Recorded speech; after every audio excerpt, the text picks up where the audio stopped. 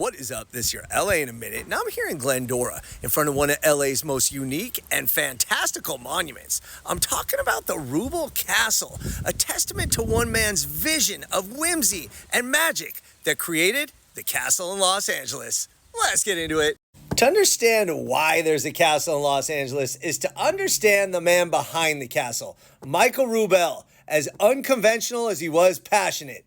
Rubel was born in Glendora in 1940, the son of Dorothy Doole, a Ziegfeld Follies dancer, and Henry Scott Rubel, a pastor at Grace Episcopal Church and a comedy writer for stage and screen. Somewhat fortuitously, the family lived next to a scrapyard, which became an unlikely playground where Michael scavenged materials for elaborate forts that he would build as a child, some reaching up to 65 feet tall. Wow. Always a passionate, curious, and industrious child, Michael set out on an extraordinary journey at age 17, backpacking around the world for 15 months and visiting nearly 100 countries, surviving by trading currency and working odd jobs such as a cowboy in Australia or an explorer in South America, or even working for a Dutch sea captain who left him an inheritance that enabled him to pursue his wildest dreams back home.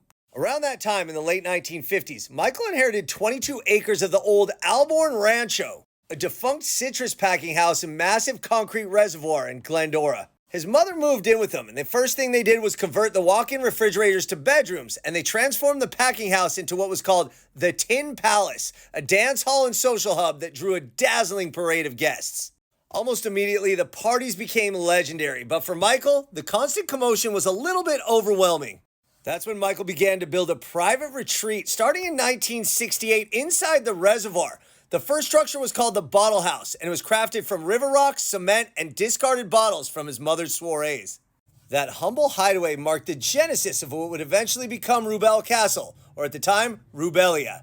Over the next 2 decades, Michael, along with the help of friends, family, and a rotating cast of farmhands, expanded the site into a sprawling folk art environment.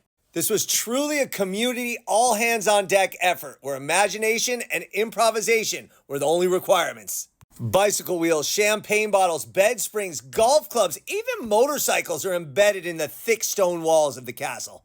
Towers soar 5 stories high, with the tallest crowned by a restored 1911 clock, whose bells, which were salvaged from a 19th century church, still ring out over Glendora.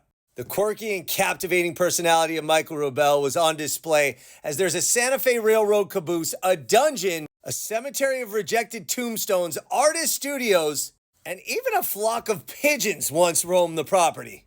The vision was all about community and creativity, and of course, fun.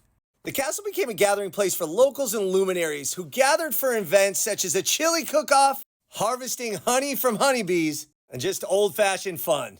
By the mid-1980s, Rubel deemed the castle complete, and he had a ceremony commemorating everybody who was still around that had contributed to building. In 2005, as Michael's health declined, he donated Rubel Castle to the Glendora Historical Society, ensuring its preservation as an educational resource and community treasure. In 2013, Rubel Castle was finally recognized as a National Historic Landmark, a testament to its importance and enduring charm. So look, it's really difficult to convey just how extraordinary, how magic, how unique Rubel Castle is. You need to go tour it yourself. Contact the Glendora Historical Society, make a reservation. It's $20 for adults and $10 for people age 8 to 18 and free for kids under 8. It will be worth your time. So Rubel Castle isn't just the legacy of Michael Rubel, who toiled for nearly 3 decades to build this one-of-a-kind structure. It's a testament to the fantasy, the magic, and the whimsy of LA, as it is the castle in Los Angeles. All right, LA, it's been a minute.